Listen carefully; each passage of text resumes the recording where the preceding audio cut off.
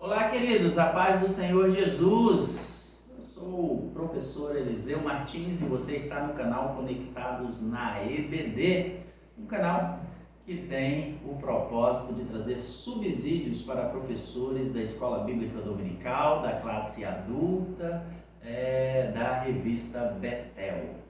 Então, vocês observaram que nós estamos num cenário novo hoje. Eu estou gravando no gabinete do meu pastor. Meu pastor, ele foi para a convenção no Brás. Pai do Senhor, meu pastor Ronaldo, que Deus abençoe a sua vida, pastora Dalva. E aproveitei, que ele está viajando e vim gravar aqui no gabinete dele. Por isso que nós estamos num cenário novo. E quero esclarecer a vocês que nós não teremos as letrinhas, os slides, na nossa aula de hoje, porque no final de semana passado eu viajei e o tempo não foi possível fazer as gravações, fazer a edição. Para vocês terem uma ideia, nós gastamos em torno de 16 horas de trabalho para a gente editar, fazer todas aquelas edições, fazer todos aqueles slides. A gente gasta um tempo muito grande. E não foi possível nós fazermos nesse final de semana, porque eu viajei na sexta-feira de manhã, fui ministrar um seminário para obreiros e líderes numa outra cidade, e só voltei na segunda-feira à noite. Achei que poderia ter gravado na segunda-feira à noite, mas cheguei muito tarde, muito cansado, não consegui. E hoje, então, nós gravamos ele aqui no gabinete do nosso pastor e nós estamos passando então aí para vocês. Nos perdoem por esta falha, mas no próximo trimestre nós estamos aí voltando com tudo organizado, tá bom? E se preparem que nós temos aí talvez uma novidade para sábado. Nós estaremos gravando uma live sábado falando a respeito do nosso trimestre. Estarei aí com um grande professor, o presbítero Tony Pinho, do canal Bíblia para o Cotidiano. Nós estaremos fazendo uma live juntos para que nós possamos então estar aí discutindo um pouquinho a respeito dessas 13 lições que abençoou tanto a nossa vida, que abençoou tanto esse trimestre. Que Deus possa abençoar a sua vida. E vamos então à nossa 13ª lição, a última lição desse trimestre, logo após a nossa vinheta.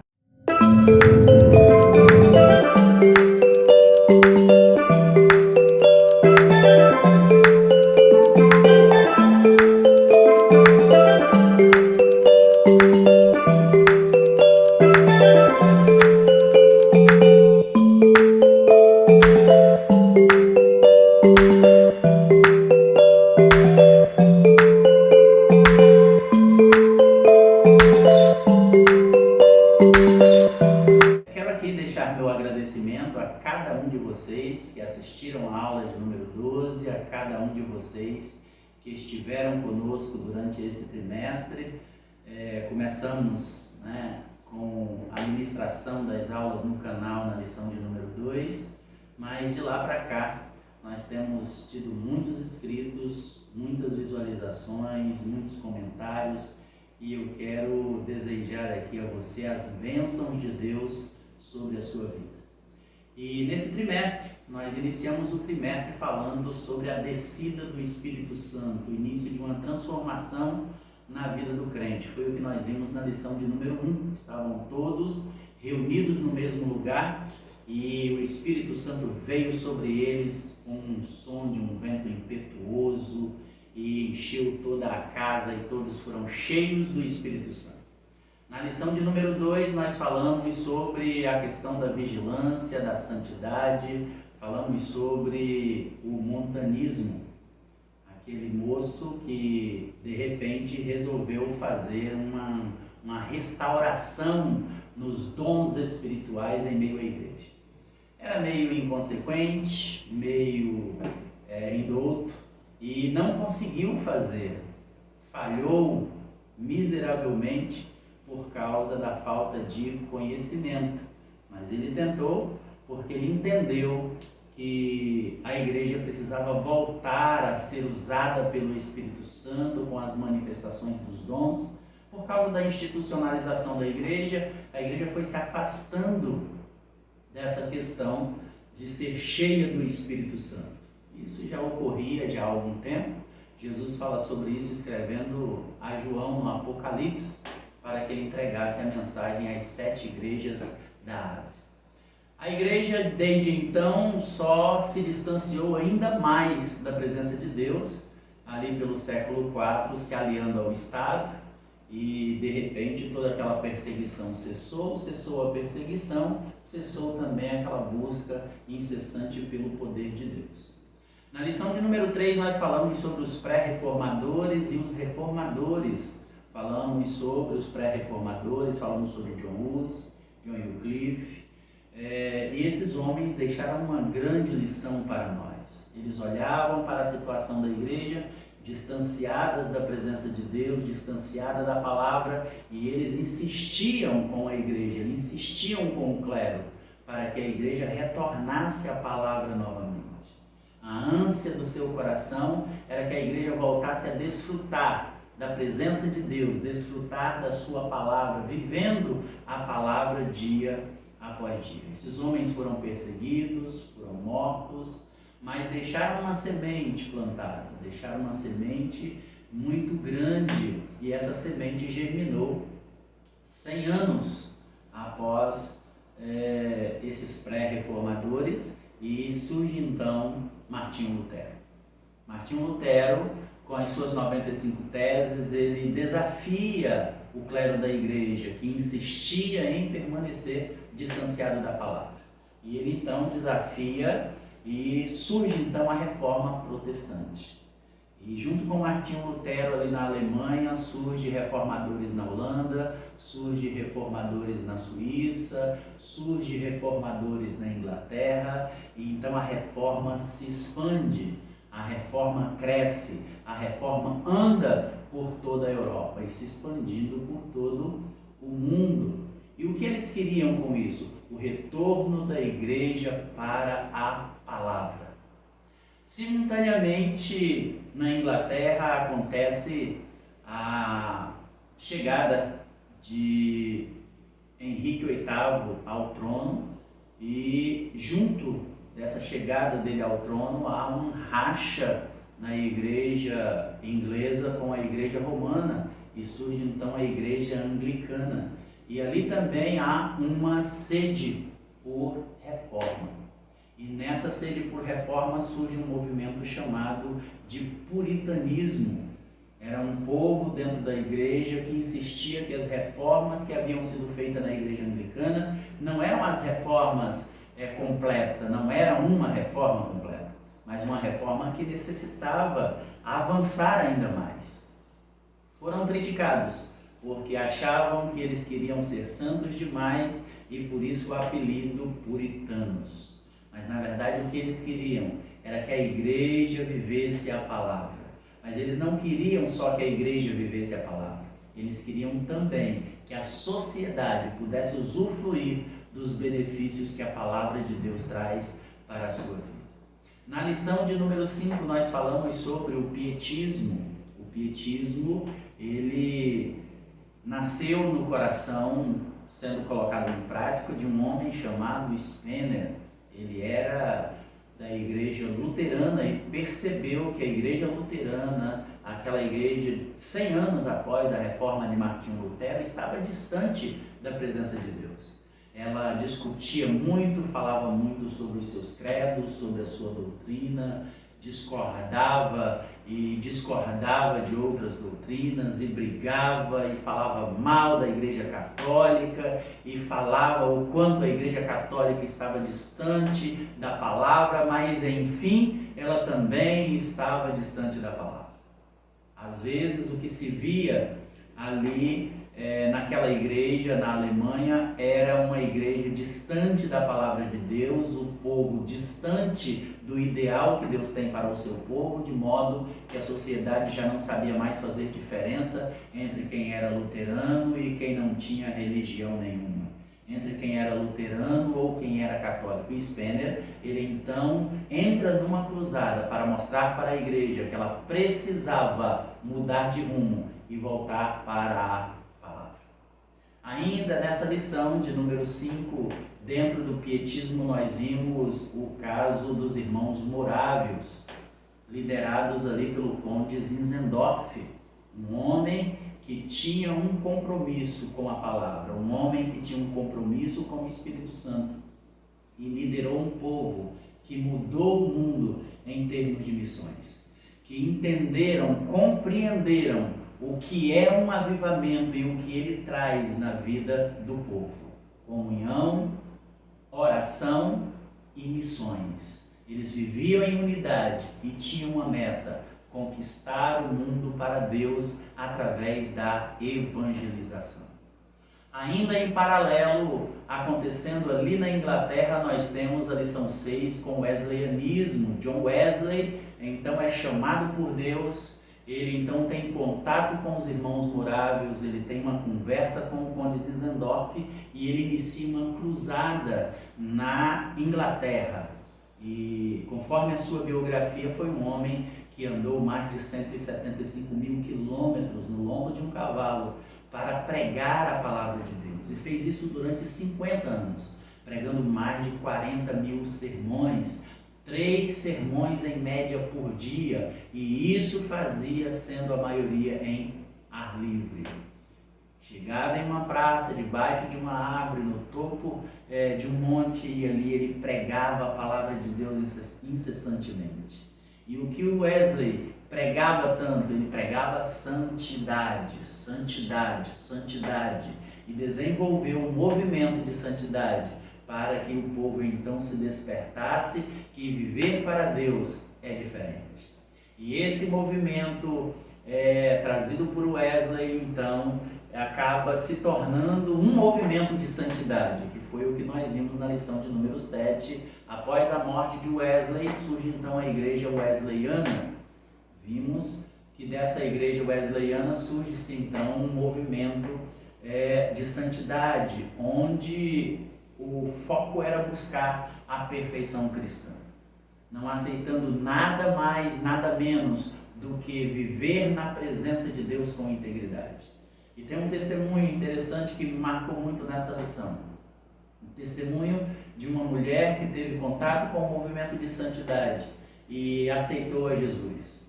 E chegou em casa e falou para o marido que tinha aceitado a Jesus. E o marido era mineiro, trabalhava nas minas de carvão.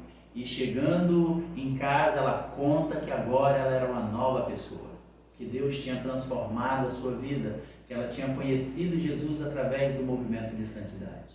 E ela, todos os dias de reuniões, estava ali. E o marido dela resolveu fazer um teste com ela. O marido dela, todos os dias, chegava da mina de carvão. Todos os dias. E do jeito que ele chegava, todo sujo de carvão, ele ia direto para o quarto. Sempre ele parava na porta, tirava o sapato, tirava as roupas e entrava limpo para dentro de casa para ir ao banheiro.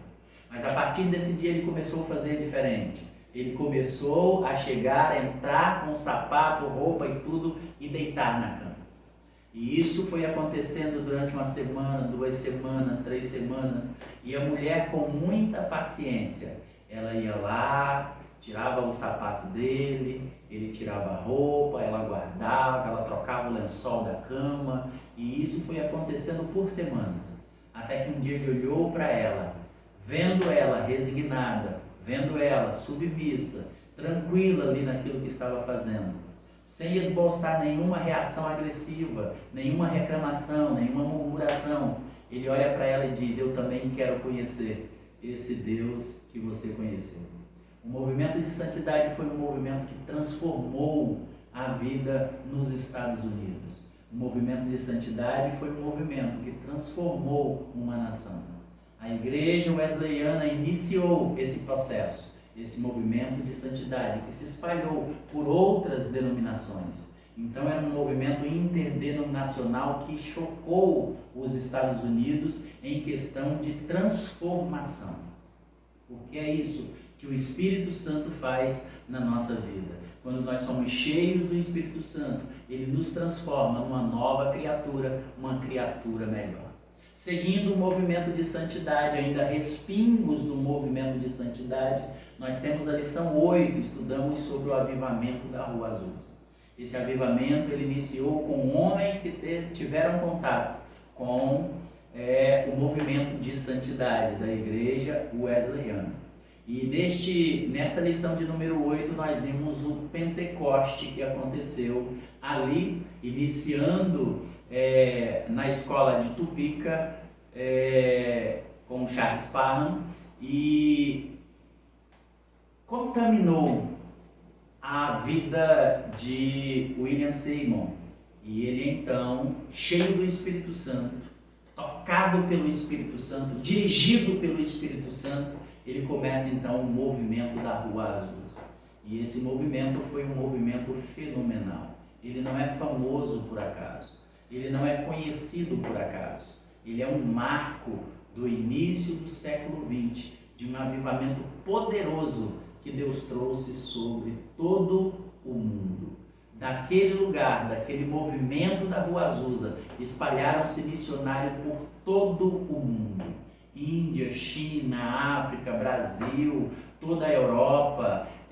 Foi um avivamento assim espantoso, espetacular, chegando em todas as partes do mundo. Missionários cheios do Espírito Santo, falando ao povo sobre o pentecostalismo. Inicia-se então ali o movimento pentecostal moderno. Na lição de número 9, nós falamos da chegada desse movimento pentecostal no Brasil. E nessa chegada do movimento pentecostal no Brasil, nós temos aí frutos da Rua Azusa. Nós temos os missionários Daniel Berg e Gunnar Vingre, nós temos o missionário Luigi Francescon. Missionários Daniel Berg e Gunnar Vingre, fundadores da Assembleia de Deus, e missionário Luigi Francescon, fundador da Igreja Congregação Cristã no Brasil. E essa lição foi uma lição muito importante, porque trouxe alguns esclarecimentos para nós. Quantas e quantas vezes ouvíamos falar que a primeira batizada no Espírito Santo no Brasil foi a irmã Celina Albuquerque, e nessa lição nós aprendemos que antes de Celina Albuquerque, nós tivemos outras pessoas batizadas com o Espírito Santo e com a evidência de falar em línguas. Entendíamos também, fomos ensinados assim, que a primeira igreja pentecostal no Brasil foi a Assembleia de Deus. E na verdade nessa lição nós descobrimos que a primeira igreja pentecostal no Brasil foi a Congregação Cristã. A Igreja Assembleia de Deus só nasceu um ano depois. Igreja Congregação Cristã nasce em São Paulo e no Paraná, e a Igreja Assembleia de Deus nasce no Pará, em 1911. Já em 1910, em São Paulo, já estava sendo fundada a Igreja Congregação Cristã no Brasil. Na lição de número 11, nós vimos aí, na verdade a 10, não é? A lição de número 10. Eu falei sobre a 9, lição de número 10. Na lição de número 10, nós vimos então o movimento pentecostal e neopentecostal no Brasil. E nessa lição nós vimos que o movimento pentecostal no Brasil ele teve, segundo alguns teóricos, pelo menos 3 ondas. É chamado de as 3 ondas do pentecostalismo no Brasil. A primeira onda ocorre de 1910 a 1940, em torno aí de 29, 30 anos. E durante esse período de 29 e 30 anos, reina absoluta no Brasil a Igreja Assembleia de Deus e a Igreja Congregação Cristã. Elas eram as únicas igrejas pentecostais no Brasil. As demais eram igrejas tradicionais, eram igrejas reformadas. Igreja Batista, Igreja Luterana, Igreja Presbiteriana, e essas duas eram as únicas pentecostais. A partir de 1940, 1950, começa a segunda onda, E nessa segunda onda começa a surgir então outras igrejas pentecostais, como a Igreja Brasil para Cristo, a Igreja Quadrangular. Então surge uma série de outras igrejas durante esse período da segunda onda, que firmavam muito a questão da cura divina e expulsão de demônios. Essa segunda onda vai até o meado da década de 70. Então, no meado da década de 70, surge a terceira onda, que acontece até os dias de hoje, onde surgem as igrejas neopentecostal. Essa lição que nós estudamos de número 10 também veio fazer uma diferença entre o pentecostalismo e o neopentecostalismo. E nela nós vimos que, apesar do nome pentecostal estar envolvido, ela busca muito, ela enfatiza muito a teologia da prosperidade. Está disseminado em meio ao neopentecostalismo as filosofias de Kenneth Hagin. Eles trabalham muito essa questão da teologia da prosperidade, do triunfalismo, essa questão do pensamento positivo, e vimos essa diferença na lição de número 11 entre o pentecostalismo e o neopentecostalismo. Aí, na lição de número 11, nós falamos sobre o batismo com o Espírito Santo e o pentecostalismo clássico. Na lição de número 11, nós vimos tivemos, na verdade, alguns esclarecimentos sobre o pentecostalismo clássico, que é essa promessa que transforma vidas, que vimos sendo transformada lá na lição de número 1, quando houve a descida do Espírito Santo. Nessa lição de número 11, nós vimos algumas diferenças, por exemplo, sobre o falar em línguas como evidência e o dom de falar em línguas. Nós vimos diferenças sobre ser cheio do Espírito Santo e ser batizado no Espírito Santo. Nós vimos a definição do porquê nós somos chamados de pentecostais. Essa lição de número 11 veio trazendo esse esclarecimento para nós. Na lição de número 12, que foi a lição passada, nós estudamos sobre o movimento pentecostal e a obra missionária. Nós falamos então sobre a finalidade do Pentecoste, a finalidade do batismo no Espírito Santo. E a finalidade dele é capacitar homens e mulheres, enchê-los de poder para que eles sejam testemunhas fiéis do Senhor Jesus Cristo. Então, todo o movimento pentecostal é seguido de um desejo imenso de levar a Cristo para o mundo, de levar o Evangelho a todos os cantos do mundo. Essa é uma marca do pentecostalismo. E agora, hoje, para domingo que vem, nós vamos estudar a necessidade de avivamento no século 21, que é a lição de número 13. Uma nova geração clamando pelo poder de Deus. Já peço a você que se inscreva, que faça o seu comentário, que deixe o seu like, que compartilhe esta aula para mais pessoas, para que mais pessoas possam ser abençoadas através dessa aula. Vamos lá?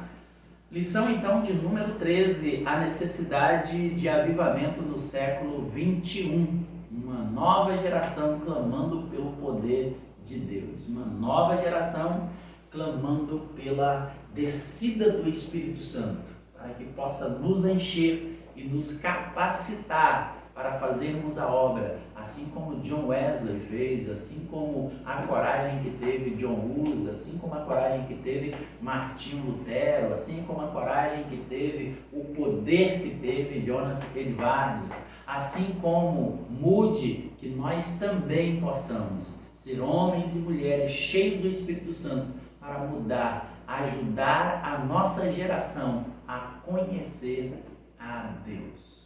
E eu quero, neste momento, orar com você. Vamos orar para iniciar a nossa lição de número 13, a pré-aula dessa lição que nós vamos estudar domingo, dia 30. Oremos. Senhor Deus e Pai bendito, eu te louvo, Senhor, pela oportunidade de estarmos terminando a nossa lição, o nosso trimestre, na verdade, de número 1 do ano de 2025. Terminando esse trimestre, um trimestre que veio abençoar a nossa vida, falando aos nossos corações a respeito das nossas raízes, a respeito da necessidade de voltarmos às nossas raízes, a respeito de estarmos buscando a direção do Teu Espírito Santo, o poder do Teu Espírito Santo, para que possamos voltar a ser uma igreja missionária, uma igreja cheia dos dons do Teu Espírito Santo, uma igreja que opera sinais e maravilhas dirigidas por Ti, dirigidas pelo Teu Espírito Santo. Uma igreja que volte a ter entre o seu povo profetas, homens e mulheres, cheios da Tua graça, que possam falar em Teu nome. E eu quero Te pedir, Senhor, que o Senhor venha de maneira poderosa usar a cada um dos Teus filhos que tem assistido essa aula, abençoar cada um dos Seus filhos que tem estado nesse canal para buscar um apoio, para que possam preparar uma aula ainda melhor para o domingo que vem. Que eles sejam atalaias, que eles sejam ferramentas, instrumentos do Teu Espírito Santo, para colocar fogo no coração dos seus alunos, da sua igreja, da sua classe na escola bíblica dominical. Que o Teu Espírito Santo os dirija e os use, Pai, com todo o poder e autoridade na ministração desta lição. Venha sobre nós e nos aviva cada dia para a honra e para a glória do Seu poderoso nome. Em nome de Jesus que nós oramos e agradecemos. Nosso texto áureo se encontra no livro de Atos, capítulo 2, e o verso 17, e diz para nós: e nos últimos dias acontecerá, diz Deus, que o Espírito Santo será derramado sobre toda a carne, e os vossos filhos e as vossas filhas profetizarão, e os vossos mancebos terão visões, e os vossos velhos sonharão sonhos. Atos, capítulo 2, e o verso 17. A nossa verdade aplicada nos traz a seguinte lição: é fundamental viver em constante oração e vigilância para não esfriar no amor, nem extinguir o Espírito Santo de Deus. Então, não basta buscarmos um reavivamento, mas é importante nós alimentarmos, uma vez recebido, esse avivamento, para que ele não se apague, para que ele não esfrie, para que nós não venhamos desanimar em meio aos atropelos da vida. Objetivos da nossa lição são 3, e o primeiro deles é reconhecer o valor do avivamento para os nossos dias. O segundo é enfatizar as condições para que o avivamento ocorra. E o terceiro é compreender o que caracteriza o verdadeiro avivamento. Nosso texto de referência se encontra em Abacuque 3, verso 1, 2, 17 e 18, que diz a oração do profeta Abacuque sob a forma de canto. Ouvi, Senhor, a tua palavra e temi. Aviva, ó Senhor, a tua obra no meio dos anos, e no meio dos anos a notifica. Na ira, lembra-te da misericórdia. Porquanto, ainda que a figueira não floresça, nem haja fruto na vide, o produto da oliveira menta, e o campo não produza um mantimento, as ovelhas da malhada sejam arrebatadas, e nos currais não haja vacas, todavia eu me alegrarei no Senhor, exultarei no Deus da minha salvação. Motivo de oração: devemos orar para que Deus avive a sua igreja sobre a terra, que avive as nossas vidas. Na lição de hoje vamos estudar 3 tópicos. O primeiro, a relevância do avivamento. O segundo, as condições para ocorrer o avivamento. E o terceiro, os resultados do avivamento. É importante nós observarmos, porque esses 3 tópicos vão falar assim de uma maneira como um fechamento para o nosso trimestre. Passamos o trimestre todo falando sobre avivamento, sobre a necessidade de avivamento, sobre a busca do avivamento. Hoje nós vamos falar sobre a relevância dele. Nós vamos falar sobre as condições que devemos proporcionar para que ele venha a ocorrer. E vamos falar sobre o resultado dele na nossa vida. Então hoje nós vamos tirar aí esclarecer aí alguns pormenores a respeito do verdadeiro avivamento. Vamos lá, nossa introdução. Nosso comentarista diz que para encerrar o trimestre nós veremos a relevância de buscar o avivamento espiritual nesses últimos dias da igreja na terra. Porém, é imprescindível que a luz da palavra de Deus nos guie nessa busca, para não sermos enganados nem confundidos diante de tantos movimentos que tentam imitar aquilo que somente Deus pode promover, o avivamento espiritual. Que a nossa oração seja sempre essa: aviva-nos, Senhor, aviva-nos. Que essa possa ser a nossa oração todas as vezes que nós dobrarmos os nossos joelhos. Agradecer a Deus pelo que Ele já tem feito na nossa vida e pedir que Ele venha, através do Seu Espírito Santo, avivar as nossas vidas, colocando em nós, concedendo a nós o Seu poder e a Sua autoridade, de modo que esse poder venha transformar a nossa vida em todos os aspectos e nos capacitar a testemunhar de Jesus Cristo aos perdidos e também auxiliar a igreja na sua edificação, suportando-nos uns aos outros, como diz o apóstolo Paulo. E quero aqui deixar uma ênfase nesse suportar. Não é o suportar de ter que aturar, mas é o suportar no sentido de dar suporte ao meu irmão, para que ele possa prosseguir a sua caminhada cristã. Tópico 1. A relevância do avivamento no dia de Pentecostes, depois da ascensão de Jesus, obedecendo a ordem de ficar em Jerusalém, os discípulos foram revestidos de poder. Quando o Espírito Santo foi derramado sobre os discípulos, trazendo um grande avivamento, eles começaram a viver um novo tempo em suas vidas. Sim, é isso mesmo. O avivamento é um novo tempo de renovação espiritual que pode nos fazer viver um novo tempo na presença de Deus e dos homens. E o que esse avivamento traz para nós? Esse avivamento, ele potencializa o nosso anseio por um relacionamento sincero e reverente com Cristo. Esse avivamento, ele impulsiona a pregação do Evangelho. Esse avivamento, ele impele os irmãos a buscarem a santificação e o amor fraternal em prol da unidade da igreja.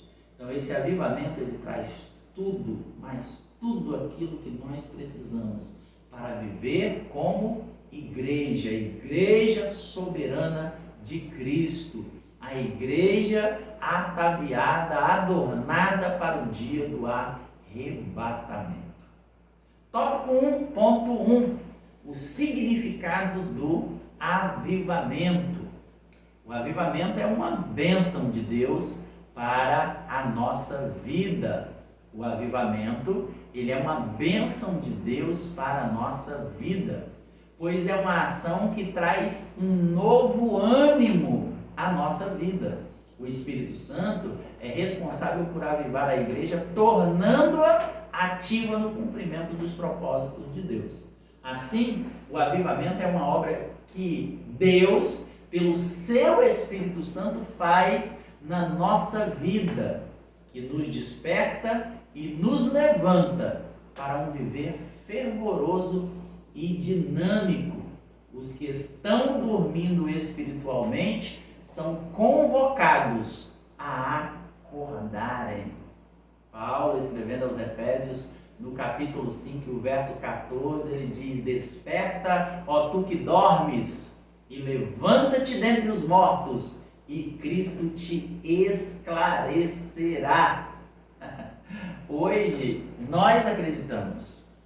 O comentarista fala que acredita, eu falo que acredita, e eu acredito que tu também acredita, que nós estamos precisando de um novo avivamento, ou seja, de um novo movimento como aquele que aconteceu na Rua Azusa, em 1906, ali nos Estados Unidos. Uma visitação divina que vivifica a nossa vida, que traz um novo sentido à nossa vida, que nos desperta para a vida com Deus, para a nossa vida cristã, para a nossa vida espiritual. Um evento que venha nos livrar dessa frieza espiritual que toma conta da igreja visível nos nossos dias. Essa frieza que Satanás tenta lançar em nossas vidas todos os dias. Quando nós observamos a nossa volta, quando observamos a nossa vida, nós percebemos isso. Que parece que estamos meio que distantes daquele ideal criado por Deus para a sua igreja. Uma igreja que deve refletir o amor. Uma igreja que deve refletir o poder. Uma igreja que deve refletir a glória, as maravilhas de Deus. E quando começamos a olhar à nossa volta, quando começamos a olhar para a nossa vida, nós percebemos que estamos longe desse ideal. Por isso precisamos de um novo mover do Espírito Santo. Precisamos de novidade? Não precisamos de novidade. Nós precisamos voltar às práticas antigas. Precisamos fazer o que Jesus falou através do apóstolo João para a igreja de Éfeso. Precisamos voltar ao primeiro amor. Precisamos voltar a nos comprometer com Cristo novamente, para que nós possamos então despertar desse sono espiritual que nós estamos vivendo.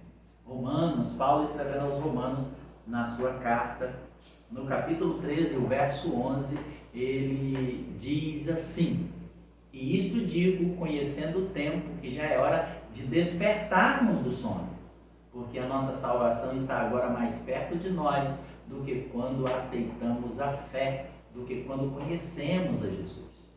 O que o apóstolo Paulo está dizendo é que nós precisamos deixar de lado esse pensamento materialista, esse pensamento mundano, como eu poderia colocar aqui, esse contentamento com o mundo que nós estamos vivendo e buscarmos a nossa salvação com seriedade. Alguns dias atrás eu estava conversando com uma irmã e estávamos falando sobre a morte, sobre o dia de morrer, E ela falava sobre passar a senha para outra pessoa porque não queria morrer, porque a vida aqui é boa. Ou seja, se nós não tomarmos cuidados, nós começamos a pensar assim, que aqui está tudo muito bom, a gente só precisa orar para Jesus, para que Ele possa nos dar condições financeiras, para que Ele possa nos dar saúde, para que Ele nos possa dar uma família estruturada, para que nós possamos continuar vivendo aqui. É esse materialismo que tem esfriado as nossas vidas. É esse desejo de ir para o céu que tem se esfriado. E se nós não desejamos mais o céu como deveríamos desejar, nós não buscamos mais a Deus como deveríamos buscar. Então precisamos tomar muito cuidado. É importante que nós venhamos entender que o nosso lugar não é aqui. O nosso lugar é no céu, onde Cristo está a nos esperar. Então o avivamento espiritual, ele é necessário na nossa vida. Ele é uma intervenção de Deus que só tem lugar na igreja quando o Espírito Santo encontra espaço no coração das pessoas. E se ele encontra lugar no nosso coração, seja eu de maneira solitária, seja eu e o meu grupo, seja eu e a minha igreja, seja eu e a minha cidade, se ele encontra lugar, ele então começa a fazer trazer uma ação de despertamento, enchendo de poder e disposição para servirmos a Deus e fazer a sua vontade.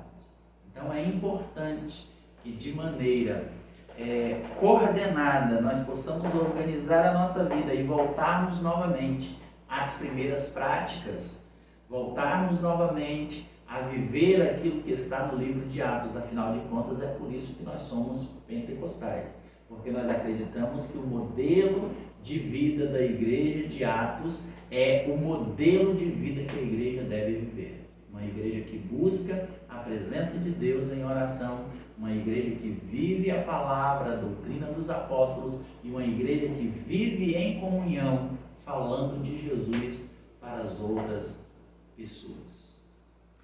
Muito bem, tópico 1.2, a urgente necessidade de avivamento. Nós temos hoje uma urgente necessidade de avivamento, uma urgente. Ao longo da história, a Igreja de Cristo vivenciou diferentes avivamentos em lugares diversos. Por que isso tem acontecido ao longo do tempo? Porque isso é promessa de Deus. Em Isaías 44:3, ele diz que derramaria sua água sobre o sedento.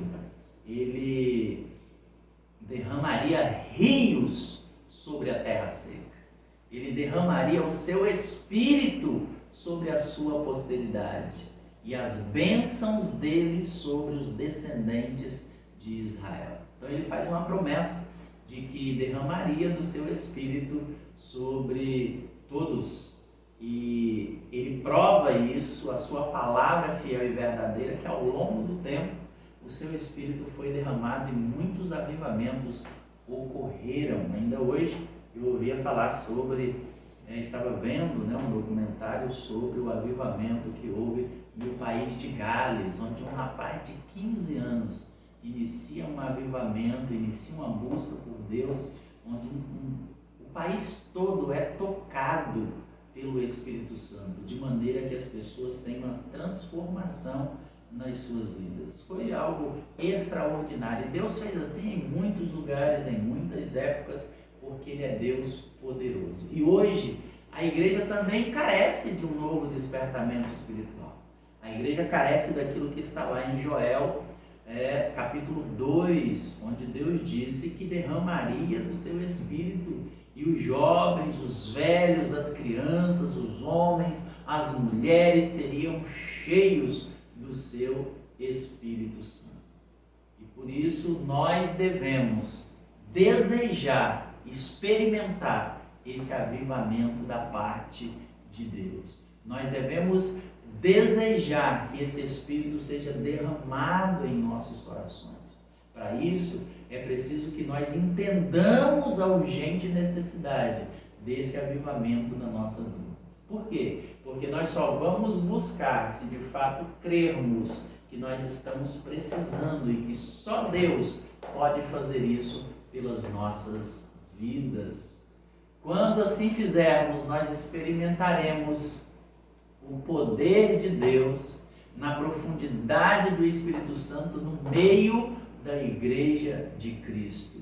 Nós experimentaremos esse mover do Espírito Santo, que quando nós lemos o livro de Atos, que quando nós estudamos a história da igreja, nós ficamos com o coração ardendo.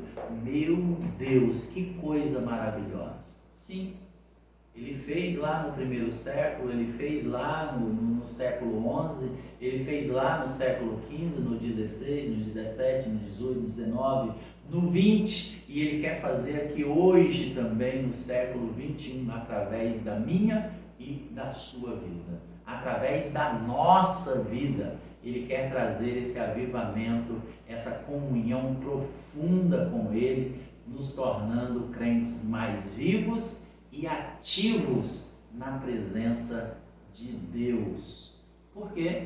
O porquê de tudo isso? Porque Deus, Ele tem desejo de ter comunhão com o seu povo, comunhão com os seus filhos. E precisamos entender que nós só receberemos quando nós buscarmos ao Senhor.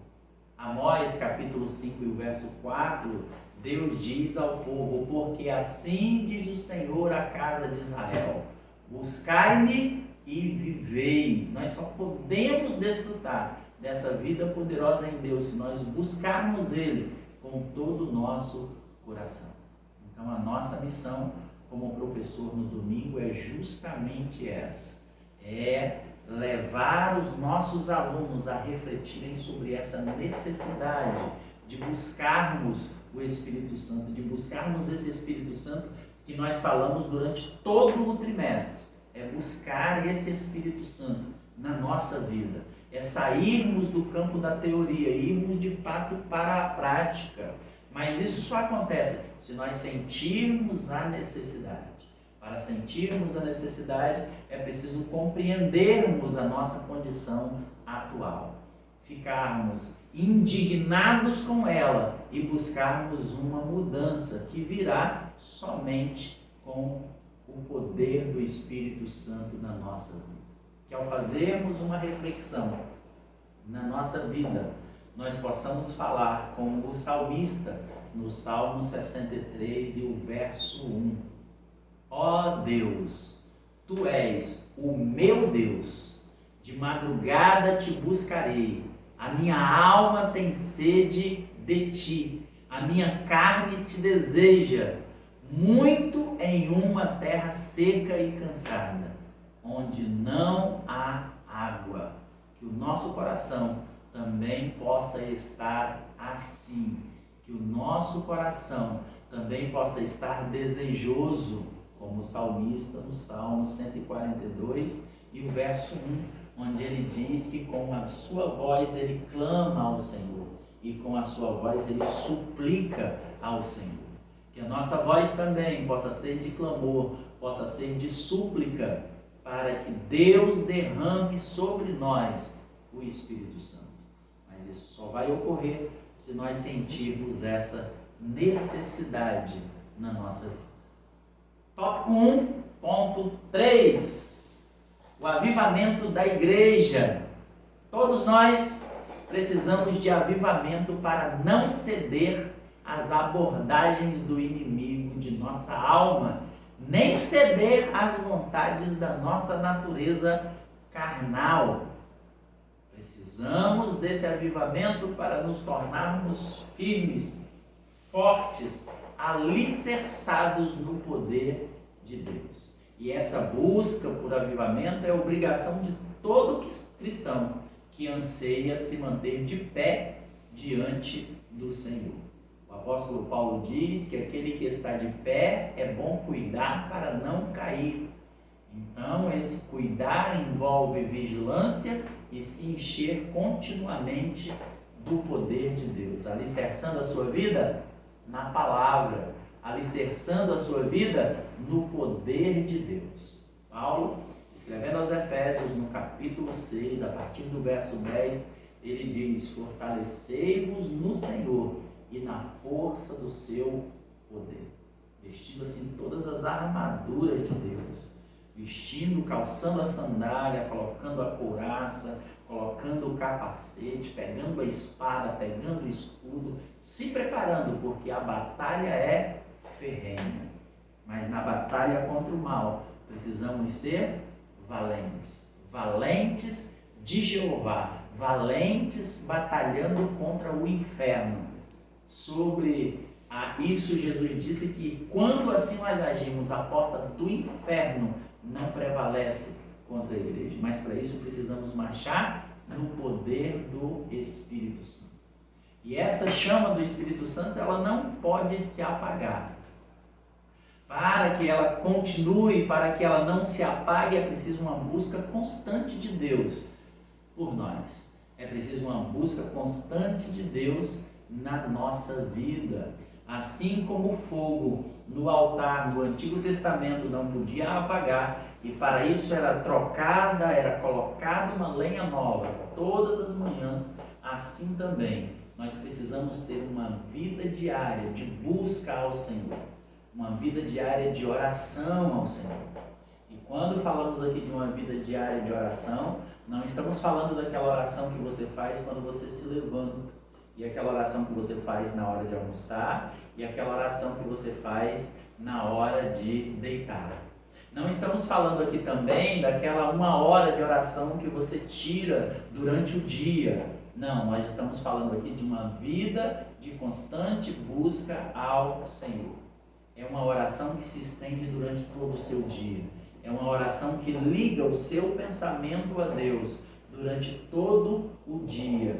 É uma oração que faz com que você tenha um contato maior com Deus. É uma oração que acontece, por exemplo, quando você está indo no ônibus a trabalhar, quando você está indo na sua moto, no seu carro. É aquela oração que, em meio à sua viagem, as lágrimas começam a descer dos seus olhos. É uma oração que traz intimidade. É uma oração que obedece aquilo que o apóstolo Paulo fala. Orai sem cessar. Orai sem cessar. A oração, ela é fundamental na vida da igreja, para que o avivamento permaneça, para que o poder de Deus permaneça na nossa vida. Esse foi o nosso tópico 1. Nós vamos agora ao nosso tópico 2. Nosso tópico 2 é o que nós vamos estudar agora, as condições para ocorrer o avivamento. Eu entendo a necessidade do avivamento na minha vida. E agora, quais são as condições para que esse avivamento ocorra? O avivamento, ele deve começar no coração de cada um de nós. E ele deve começar por meio do arrependimento, por meio de uma vida de oração e de estudo da palavra de Deus. Essas são as 3 condições básicas para haver avivamento na nossa vida. Nós temos um texto bastante propício a respeito disso em 2 Crônicas, capítulo 7, e o verso 13, o verso 14, que diz assim: Deus falando a Salomão, quando o templo é construído, ele diz: olha, se um dia tiver um grande problema no meio do povo, se de repente vocês me desobedecerem, se de repente vocês se afastarem de mim, e por conta disso eu fechar os céus e não houver chuva, ou se eu ordenar aos gafanhotos que consumam a terra, ou se enviar peste entre vocês, o que vocês devem fazer para reverter essa situação? Vocês devem chamar pelo meu nome, vocês devem se humilhar, vocês devem orar, vocês devem buscar a minha face, vocês devem se converter dos seus maus caminhos. Quando isso acontecer, eu ouvirei a oração de vocês do céu e perdoarei os seus pecados e sararei a sua terra.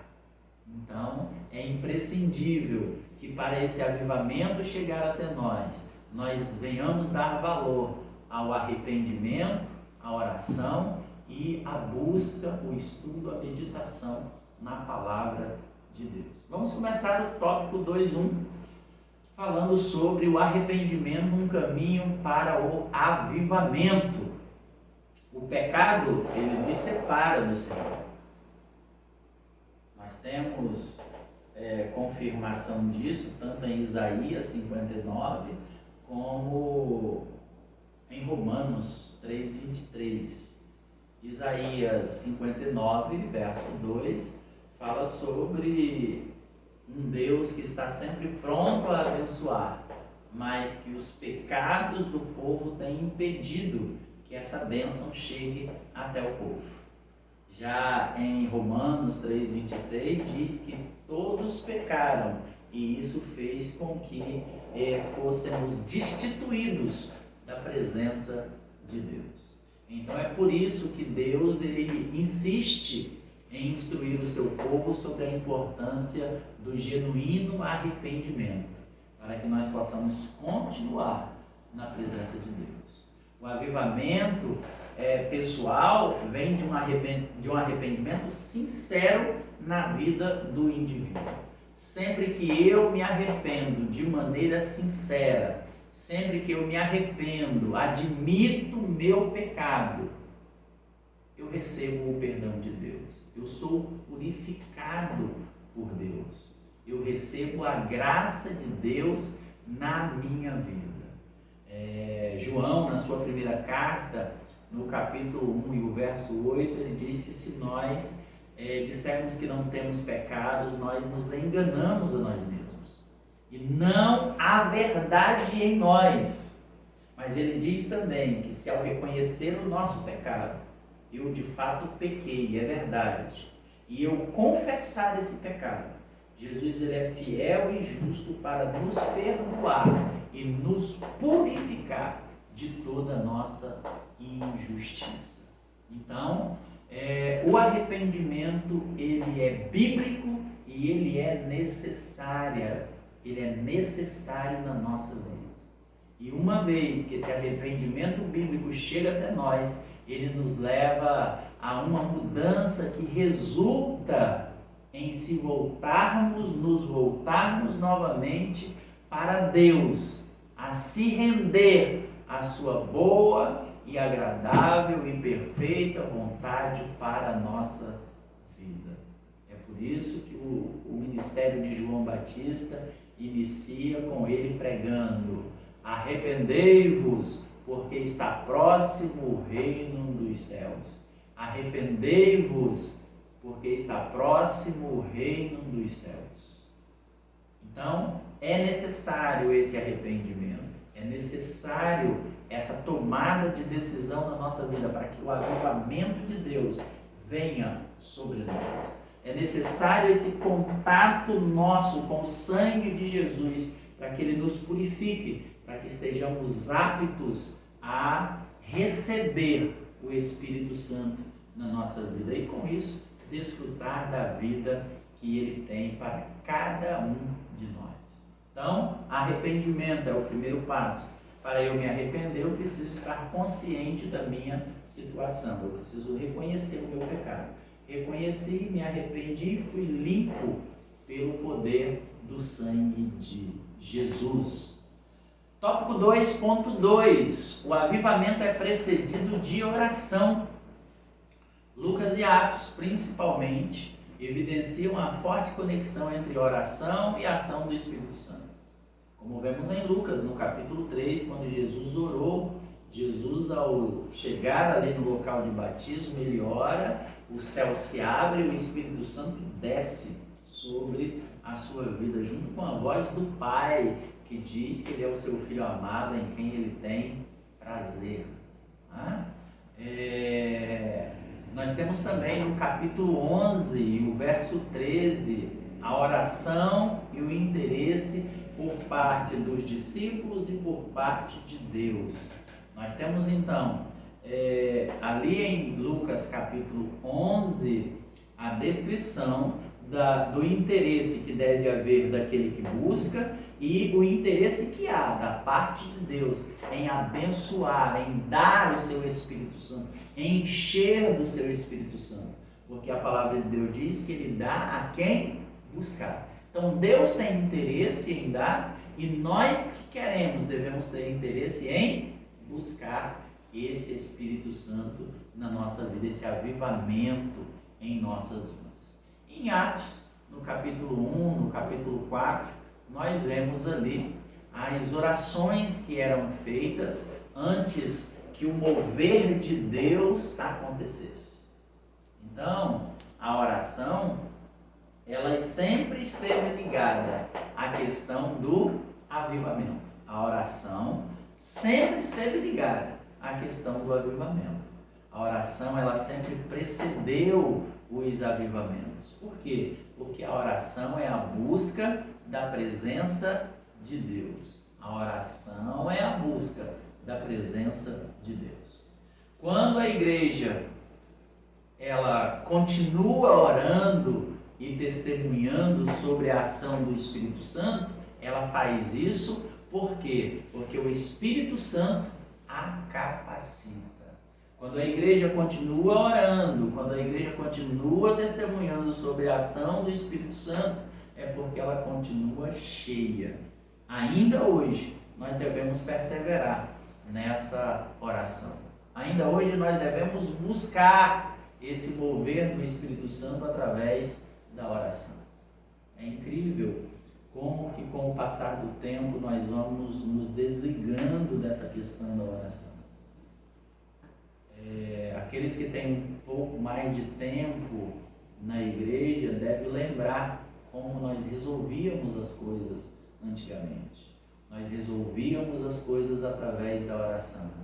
As campanhas de oração não eram estabelecidas pelo pastor. As pessoas, os membros da igreja não tinham campanhas de oração. Às vezes os irmãos convidavam outros irmãos para fazer uma campanha junto com ele. Às vezes alguém olhava a necessidade de alguém e convidava outros irmãos para fazer uma campanha em prol daquele. Às vezes alguém via a necessidade de alguém e perguntava para ele se era possível fazer uma campanha de oração na sua casa. Então nós tínhamos uma ligação maior com essa questão da oração.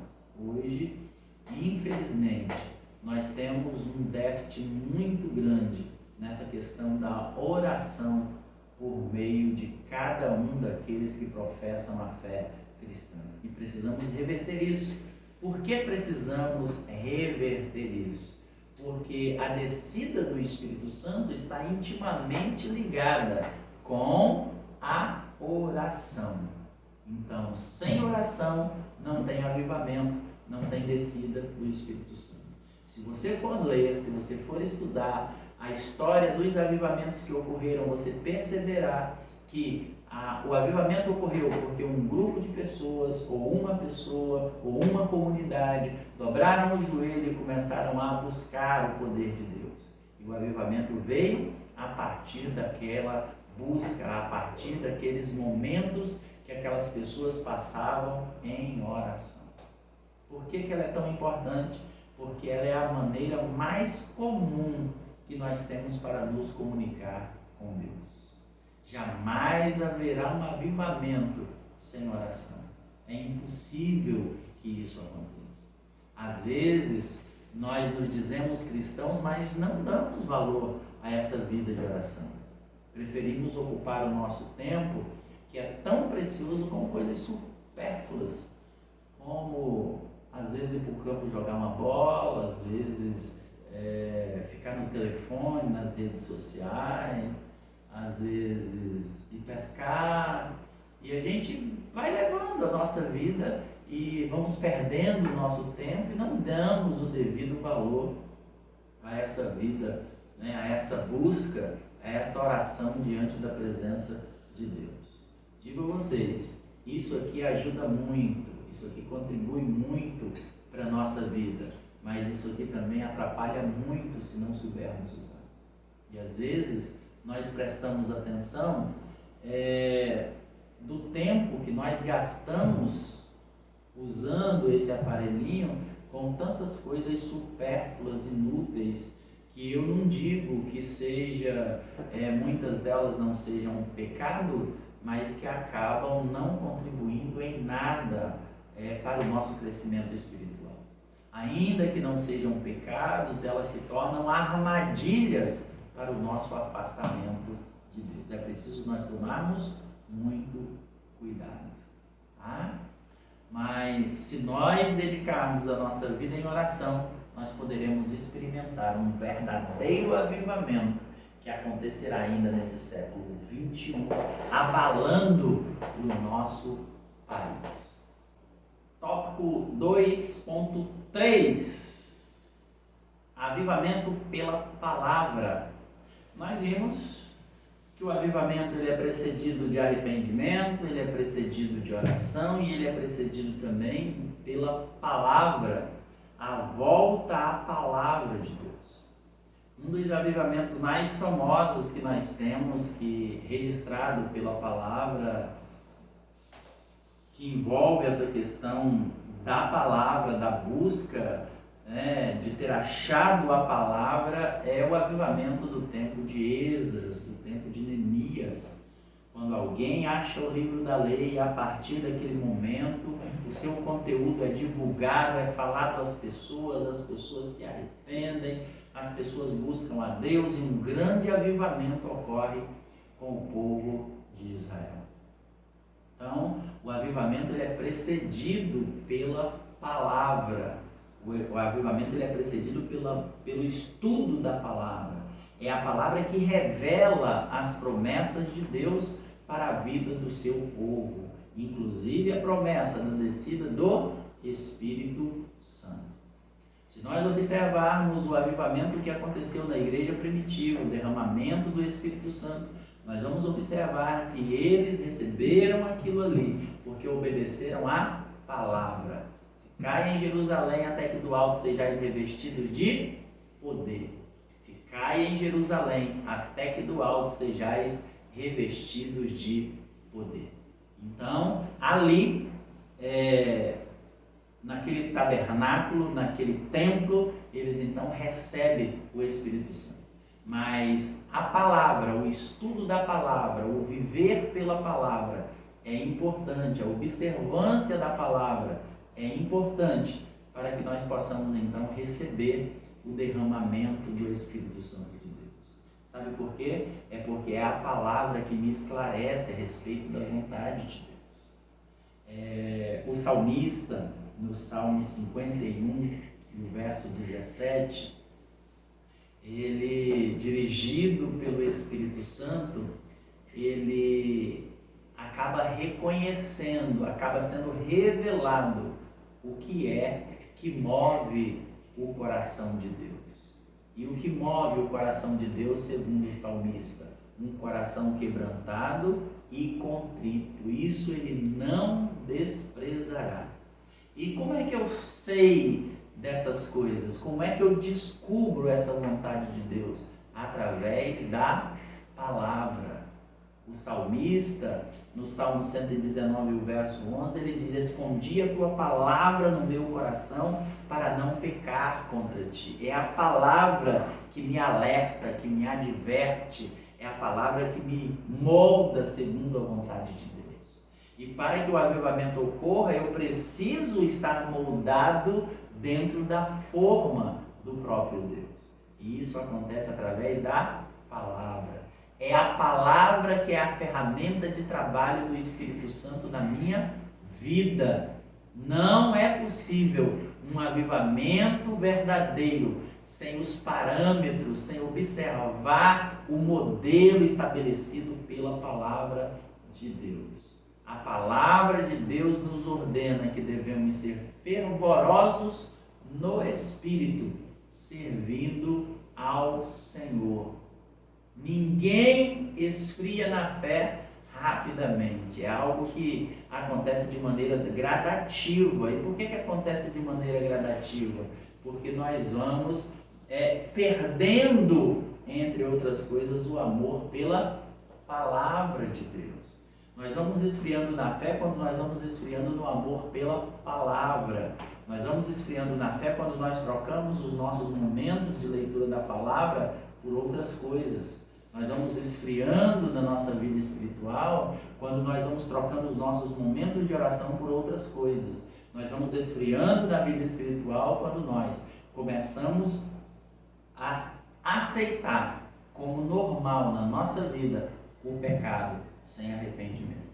Então, com essas três coisas, nós vamos esfriando na nossa vida, mas buscando essas três coisas, nós vamos ser cheios continuamente do Espírito Santo de Deus. Arrependimento, reconhecimento de pecado, oração, a busca pela intimidade e comunhão com Deus e o estudo da sua palavra. Com isso, nós vamos conseguir voltar novamente para aquela posição que Deus nos quer, para que Ele possa então nos encher do seu Espírito Santo. Sem isso, nós não teremos avivamento. Não tem avivamento para quem quer viver sua própria vontade. Não tem avivamento para quem quer viver distante de Deus. Não tem avivamento para quem quer viver fora da palavra, dos parâmetros estabelecidos pela palavra de Deus. Se queremos aquilo que Deus tem para nós, nós devemos fazer aquilo que Ele quer que nós façamos, que é nos aproximar, que é buscar a sua face. E Ele nos instrui como isso deve ser feito. E me achareis quando me buscardes de todo o vosso coração. Buscareis e me achareis quando me buscardes de todo o vosso coração. Quando assim o fizermos, nós seremos impactados nesse século 21, com um novo avivamento, não um avivamento como aquele da Rua Azusa, não aquele avivamento como o avivamento que aconteceu no país de Gales, não esses avivamentos que já aconteceram, não como esses, mas um avivamento que vai ser muito maior na vida de muito mais pessoas, trazendo um poder muito maior do que aquele que já foi trazido nesses avivamentos anteriores. Eu creio que a glória da segunda casa será maior que a glória da primeira casa para a glória de Deus. E esse foi o nosso tópico 2. Vamos ao nosso tópico 3, o resultado do avivamento. O que o avivamento tem que trazer na nossa vida? Então, para nós encerrarmos esse trimestre, último tópico, nós vamos ver então, nós vamos analisar 3 resultados do autêntico avivamento na nossa vida. Eu estou avivado, o que não pode faltar como evidência? Porque é muito comum as pessoas ouvirem, né, que as pessoas estão avivadas, o fulano é avivado, o ciclano é avivado, o beltrano é avivado, sim. E quais são as evidências de um povo avivado, de um crente cheio do poder de Deus e do Espírito Santo? Nós vamos ver nesse tópico de número 3. São evidências que nós precisamos desejar, principalmente nesses dias tão desafiadores que nós vivemos, cheio de distrações que são irrelevantes, que ao mesmo tempo acaba trazendo um prejuízo tão grande para a nossa vida. Vivemos em uma época em que o povo busca por novidade. Meu Deus! Coloca uma luz colorida dentro da igreja. O outro pinta a parede de preto. Alguns dizem que a parede de preto fica melhor para se concentrar em Deus, porque não tem distrações nas cores. Meu Deus! Outros apagam as luzes da igreja para que os irmãos se concentrem melhor, para que outros colocam as fumaças subindo como se o monte estivesse fumegando. Então, outros vão para um monte e lá se extravasam, enrolam e... Novidades. As pessoas estão em busca de novidade. É importante nós observarmos que para o verdadeiro avivamento acontecer, nós não precisamos de uma coisa nova, nós não precisamos do surgimento de algo novo, mas na verdade nós precisamos voltar para as coisas antigas. Nós precisamos voltar para a verdadeira adoração. Nós precisamos voltar para a meditação na palavra, fazer com que a palavra tenha valor no meu dia a dia, no meu negociar, no tratar com a minha família, no tratar com o meu empregado, com o meu patrão, com o meu colega de trabalho, com o meu cliente. Na verdade, nós precisamos voltar, a prática de vida de Abraão, de confiar em Deus, de ter fé em Deus. Paulo, escrevendo aos Romanos no capítulo 5, ele diz o seguinte, que Abraão creu no seu coração que o Deus que havia prometido também era poderoso para cumprir o que ele havia prometido. E quando a gente vai ficando assim numa certa idade, a gente precisa observar com um pouquinho mais de cuidado, porque a mente não funciona mais como funcionava antes. Romanos, falei capítulo 5 de Romanos, mas na verdade não é o 5, é o 4. 4:20 de Romanos, que diz que Abraão não duvidou, ele creu, ele estava certíssimo que o Deus que prometeu também era poderoso. A gente precisa voltar a essas velhas práticas, a essas práticas antigas da igreja primitiva, dos patriarcas, dos profetas, de confiar em Deus e de dar lugar a Ele, para que Ele trabalhe no nosso coração, no nosso meio, para que Ele tenha espaço para fazer a sua vontade na nossa vida. Que o Espírito Santo, Ele possa nos conduzir a cada dia nessa busca por esse Espírito que nos capacita, que nos transforma, que nos enche de fervor, que nos enche de autoridade, que nos enche de tudo aquilo que nós precisamos para testemunharmos como igreja de Cristo sobre a face da terra. 3:1, vamos lá?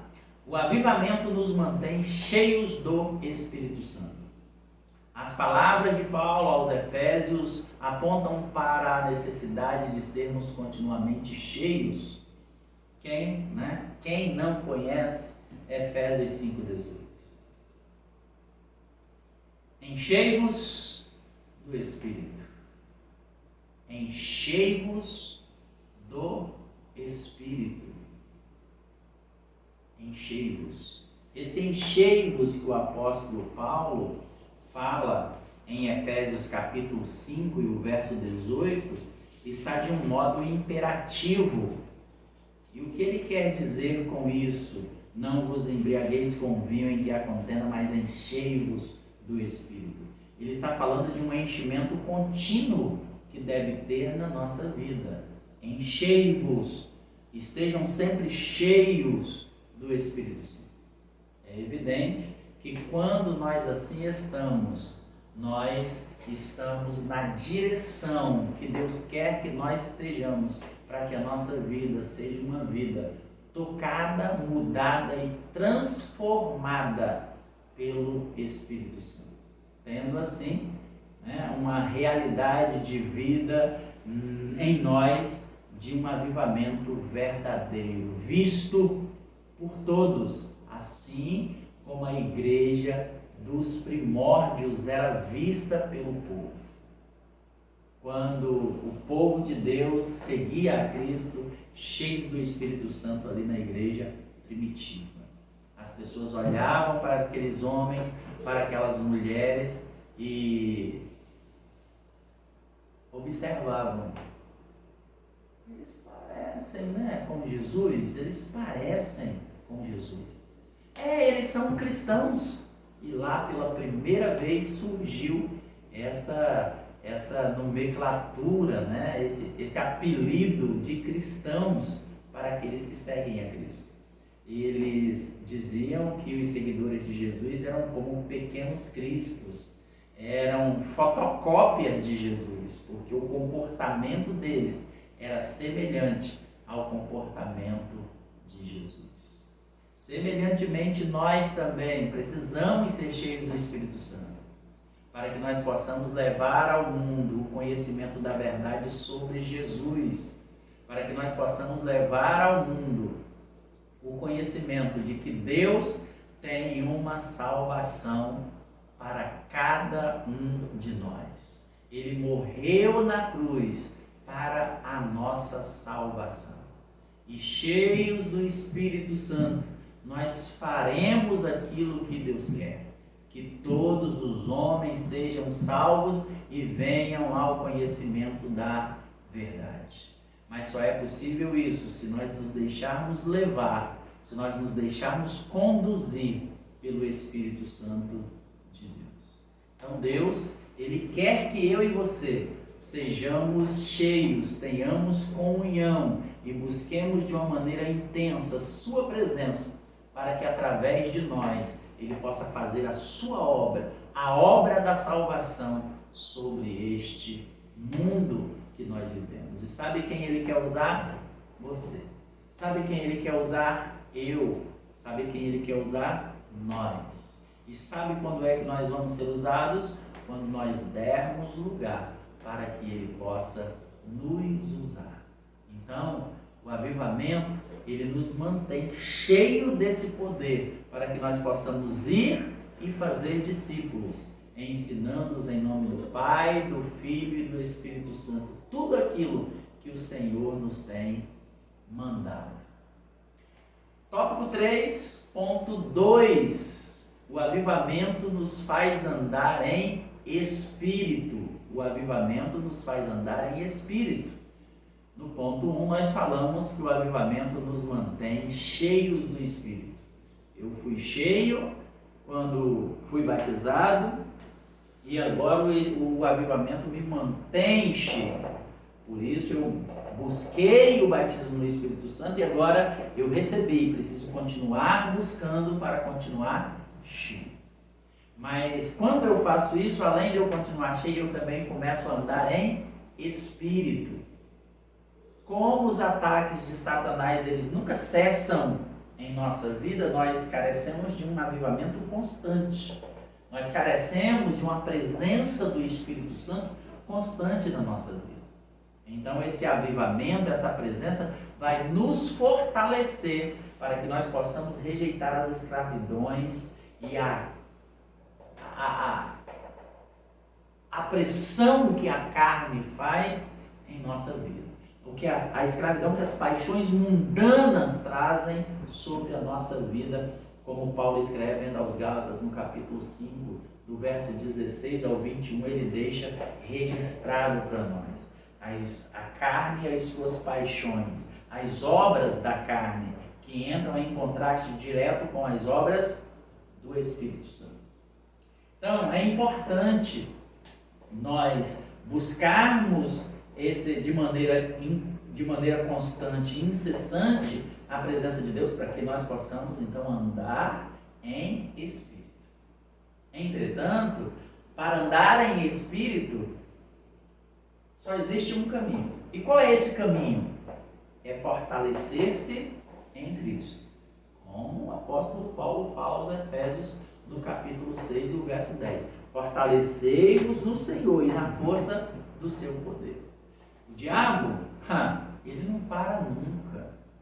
Satanás, ele se esforça dia após dia para que nós venhamos viver na carnalidade, para que nós venhamos fazer a sua vontade, para que nós venhamos viver longe da vontade de Deus. Todos os dias ele arma uma armadilha diferente.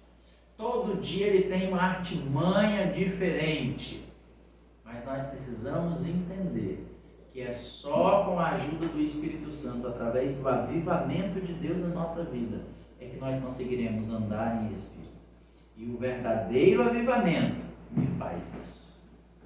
Por isso fica temeroso quando nós vemos alguém que diz que é avivado, mas anda na carne. Eu sou crente, mas o meu braço não é. Eu sou crente, mas o meu facão não é. Eu sou crente, mas não tem esse mais aí. Eu sou crente em Jesus e estou disposto, numa discussão, sair no prejuízo só para que o nome do Senhor que está sobre a minha vida não seja manchado.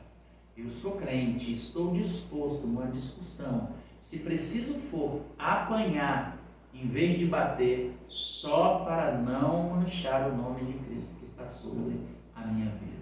Eu sou crente e num negócio eu sofro o prejuízo para que o nome de Jesus não seja manchado sobre a minha vida. Mas isso só é possível quando eu ando em Espírito.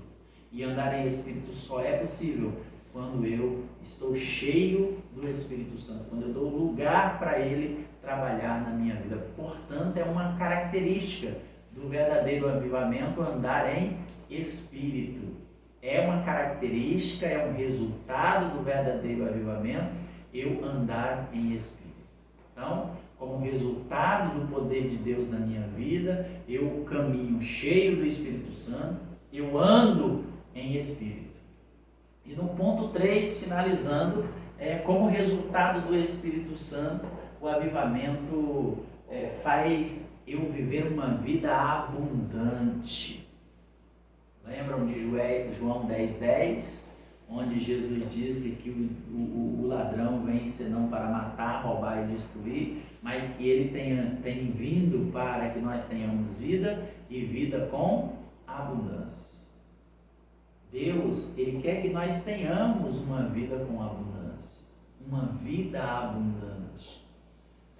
Sempre que falamos sobre isso, sempre que alguém lê esse texto, muitas pessoas, às vezes até mesmo quem leu o texto, ele tem uma interpretação que essa vida com abundância é uma vida cheia de riqueza, é uma vida de carro novo, de casa nova, é uma vida com muita saúde, com família feliz, é uma vida onde as coisas vão de vento em popa.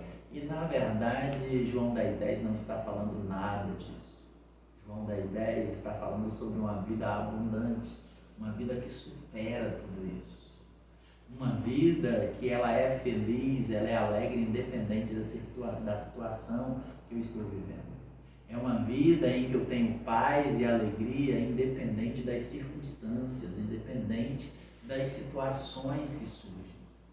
A vida abundante, ela é uma vida que é trazida pelo Espírito Santo ao nosso coração. Então é importante que eu entenda que, cheio do Espírito Santo, eu vou ter uma vida totalmente diferente dessa vida que o mundo costuma levar. Eu vou ter uma vida abundante, uma vida cheia da presença de Deus, cheia do consolo do Espírito Santo, que em meio às adversidades eu terei forças para vencer, que em meio às dificuldades eu terei ânimo para continuar lutando, que em meio às adversidades da vida eu vou continuar tendo esperança que o meu Redentor vive e por fim ele se levantará. É impossível que a pessoa seja uma pessoa avivada e seja uma pessoa desesperada. É impossível que a pessoa seja uma pessoa avivada e seja uma pessoa sem nenhuma perspectiva de vida, sem perspectiva nenhuma de futuro, que vive reclamando, que vive murmurando. Não. O avivamento, ele traz como resultado da minha vida uma vida abundante, uma vida que eu vivo na presença de Deus. E Ele é suficiente na minha vida. O apóstolo Paulo nos dá essa lição quando, escrevendo aos Filipenses no capítulo 4 e o verso 13, ele diz que ele tudo pode naquele que o fortalece. Mas é interessante nós observarmos o que vem antes desse versículo de número 13. O apóstolo Paulo, ele diz ao povo ali, aos Filipenses, que ele tinha aprendido a viver em todas as situações. Olha o que ele diz, a partir do versículo de número 10, do capítulo 4 de Filipenses. Ora, muito me alegrei no Senhor por finalmente reviver a vossa lembrança de mim, pois já nos tínhamos lembrado, mas não tínhamos tido oportunidade. Não digo isso como que por necessidade, porque já aprendi a contentar-me com o que tenho. E o que eu tenho? O Deus Todo-Poderoso. Sei estar abatido e sei também ter abundância em toda maneira e em todas as coisas. Estou instruído tanto a ter fartura como a ter fome, tanto a ter abundância como a padecer a necessidade. Posso todas as coisas naquele que me fortalece. Isso é contentamento. E eu só posso ter contentamento quando eu não sinto falta de nada. E o homem só pode estar num estado que não sente falta de nada quando tudo lhe é suprido. E o homem só pode ter tudo na sua vida suprido quando ele está cheio do Espírito Santo de Deus. Quando eu assim estou, eu não tenho falta de nada. Então, como resultado do Espírito Santo, eu tenho uma vida de contentamento. Eu estou satisfeito com a situação que eu estou vivendo. Então, isso reflete na minha vida como patrão, como funcionário, como pai, como filho, como esposo, como esposa. As pessoas que vivem ao meu lado percebem que eu vivo num ambiente de paz, de tranquilidade, num ambiente de alegria, e isso acaba contagiando aqueles que estão à minha volta. Muitos até têm dinheiro. Aos olhos do mundo eles são prósperos, mas somente quem aceita Jesus como Salvador sabe de fato o que é ter uma vida abundante. Sem Jesus não tem vida abundante. Sem Jesus não tem contentamento. Vamos concluindo a nossa lição. Que o Espírito Santo continue operando em cada coração o anseio por buscar mais de Deus. Que cada discípulo de Cristo responda positivamente ao agir do Espírito Santo.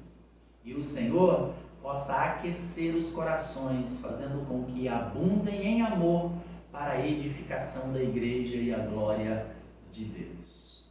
Então é importante que eu e você no domingo venhamos fechar esse trimestre assim, de uma maneira a despertar os nossos alunos para a importância de não só buscarmos o batismo no Espírito Santo, mas também de buscarmos um avivamento contínuo na nossa vida, uma vida cheia do Espírito Santo, para testemunharmos do poder de Deus para aqueles que estão à nossa volta. Que Deus, no domingo, possa abençoar a sua vida de maneira extraordinária. Que você possa, de maneira gloriosa, ministrar a sua lição e essa lição fazer arder o coração dos seus alunos no domingo. Que essa lição possa fazer despertar no coração deles o desejo de sentir, de viver essa vida abundante, esse agir do Espírito Santo, esse contentamento, esse ser cheio do Espírito Santo, esse andar em Espírito, que isso possa ser o desejo do coração de cada um dos seus alunos. E que eu espero firmemente que as lições desse trimestre possam ter contribuído de maneira extraordinária para o crescimento da sua vida como professor, para o crescimento da vida de cada um dos seus alunos, e que a partir destas lições a nossa busca por este avivamento possa ser ainda mais intensa, mais constante, para a glória de Deus Pai. Que Deus possa abençoar a sua vida e nós nos vemos no próximo trimestre, que estaremos falando a respeito da mordomia cristã. Espero você lá e espero poder lhe auxiliar para que você esteja no próximo trimestre ministrando aulas tão abençoadas quanto as aulas que você ministrou nesse trimestre, quanto as aulas que você tem ministrado nesse trimestre, primeiro trimestre de 2025. Não se esqueça, compartilhe, curta, comente, se inscreva no nosso canal para que nós possamos chegar a mais pessoas. E se sentir desejo no seu coração, se torne um membro do nosso canal e assim ajudando nós a prosseguirmos a nossa caminhada. Deus abençoe a sua vida em nome de Jesus.